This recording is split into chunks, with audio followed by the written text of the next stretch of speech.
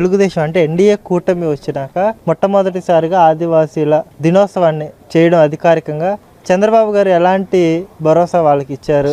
చంద్రబాబు గారు ఇచ్చిన దాంట్లో నవ్వండి వీళ్ళకి 170 యాక్ట్ ఉంది, బూరియా కమిషన్ ఉంది, తర్వాత ఈ ల్యాండ్ టైటిలింగ్ యాక్ట్ పెట్టాడు కదా, ఈ అసైన్డ్ ల్యాండ్స్ ఇవన్నీ కూడా భూములు అవన్నీ కూడా రివ్యూ చేస్తూ ఉన్నాడు. 22A కూడా భూములు ఉన్నాయి, అవి కూడా ఎస్టీలకు సంబంధించి. చాలా అసలు ఎన్ని హామీలు ఇచ్చాడంటే అసలు అంత సమగ్రమైనటువంటి సమాచారం ఈ భారతదేశంలో గిరిజనులకు కూడా లేదు, ఎవరికీ లేదు. అసలు భారతదేశ ప్రధానికి ఉందో లేదో నాకు తెలియదు, కానీ చంద్రబాబు నాయుడుకు ఉన్నది మటుకి ఎవరికి అసలు లేదు. ఈ వ్యవస్థలో ఉద్యమకారులకు కూడా లేదు.